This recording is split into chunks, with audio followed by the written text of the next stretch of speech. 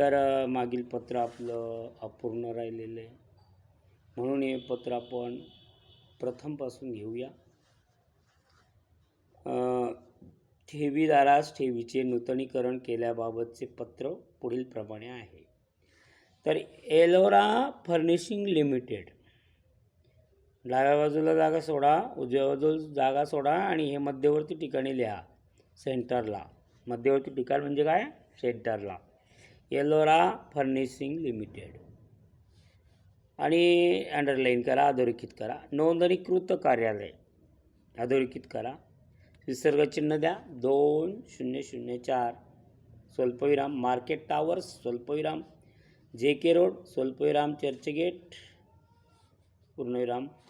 आता मध्ये लिहा मुंबई 400020 पूर्णविराम. दोन्हीकडनं जागा सोडा. खाली सेंटरला लिहा कॅपिटलमध्ये CIN विसर्गचिन्ह L 35468 कॅपिटलमध्ये MH आणि इंग्रजीमध्ये 2009 आणि कॅपिटलमध्ये PLC इंग्रजीमध्ये लिहायचं 354633. त्यानंतर डाव्या बाजूला लिहायचं फोन, विसर्गचिन्ह द्यायचं 022 डॅश द्यायचं 32222441441956. पुन्हा बघा फोन, विसर्गचिन्ह 022 डॅश 32224456. त्यानंतर फॅक्स, विसर्गचिन्ह द्या आणि लिहा 022 विसर्गचिन्ह 32254667. आता जसे दोन ओळी इकडे कंप्लीट केल्या तसेच इकडं त्याच्यासमोर मात्र डाव्या बाजूला येतील अशा वेबसाईट, विसर्गचिन्ह www.FLORAYFURNISHINGLTD.com. त्यानंतर खाली लिहा तिकडंच डाव्या बाजूलाच, तिकडं म्हणजे डाव्या बाजूला येईल असं वेबसाईटच्या खाली ईमेल, ई करून डॅश मेल आणि पुढे विसर्गचिन्ह FLORA. दुसऱ्या लिपीत लिहा हवं तर, पहिल्या लिपीत लिहायची गरज नाही. तर FLORA flora FURNISHING furnishing flora furnishing @ चिन्ह द्या gmail.com.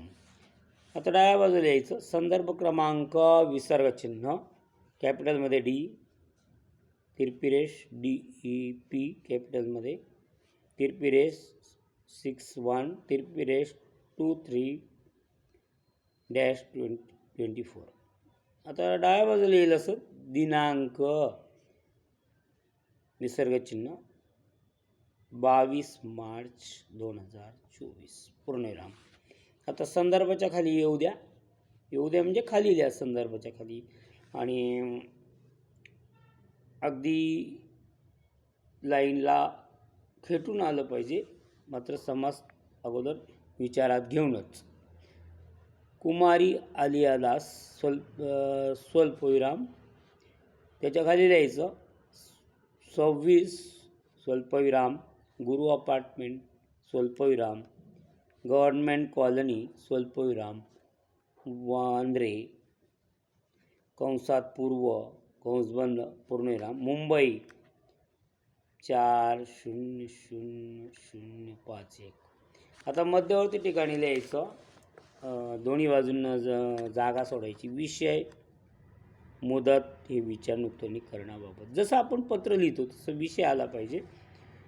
लेफ्ट साईडला सुद्धा जागा सोडली पाहिजे आणि राईट साईडला सुद्धा जागा सोडली पाहिजे आणि विषय हा सेंटरला आला पाहिजे. विषय विसर्गचिन्ह मुदत ठेवीच्या नूतनीकरणाबाबत आणि खाली अधोरेखित करा त्याला, म्हणजे अंडरलाईन करा.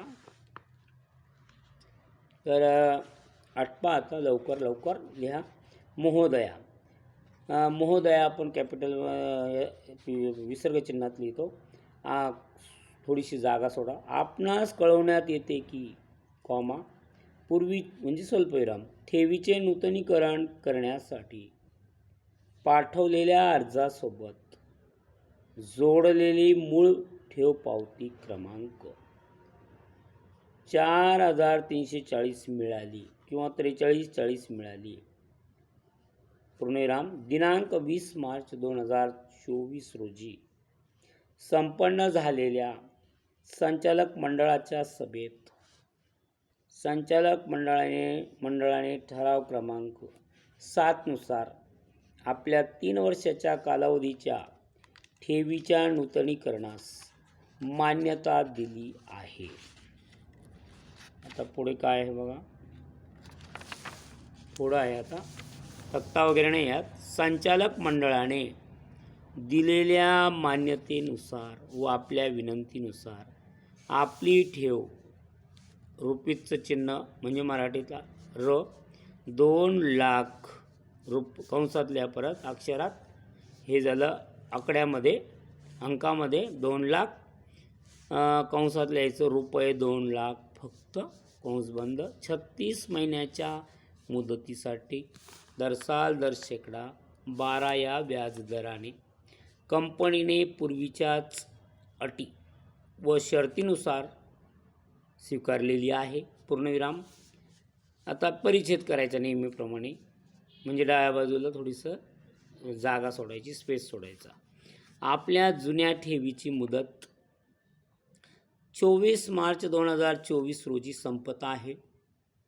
त्यानंतर आपली 36 महिन्यासाठी नूतनीकरण केलेली ठेव दिनांक 25 मार्च 2024 पासून राहील व त्या ठेवीची देय तारीख 24 मार्च 2027 असेल. पूर्णविराम.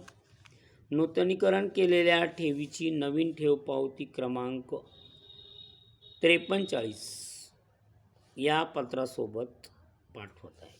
4340 क्रमांक आहे ठेव पावतीचा, 5340 या पत्रासोबत पाठवत आहे. पूर्णविराम. आता परिच्छेद करा किंवा तसं सलग लिहा, शक्यतो परिच्छेद करावाच. आपण आपल्या ठेवीचे नूतनीकरण करून कंपनीवर जो विश्वास दर्शवला त्याबद्दल संचालक मंडळ आपले आभारी आहे. पूर्णविराम. भविष्यातही आपले असे सहकार्य राहील. स्वल्पविराम नाही, इथं पूर्णविराम हे सहकार्य राहील अशी आम्ही दृढ आशा बाळगतो. पूर्णविराम. स्पेस देऊन कळावे. खाली नेहमीप्रमाणे आपला विश्वासू एलोरा फर्निशिंग लिमिटेड करिता सहीसाठी जागा 2 ओळी जागा सोडायच्या, स्पेस सही कंसात त्रिलोक शुक्ल खाली लिहायचं कंपनी चिटणीस आणि लास्टला डाव्या बाजूला लास्टला लिहायचं सोबत विसर्ग चिन्ह देऊन नूतनीकृत मुदत ठेव पावती क्रमांक 4340 आणि हे सगळं पत्र चौकटीमध्ये आलं पाहिजे. चौकट तयार करायची. चौकट कशी करायची सांगितले तुम्हाला.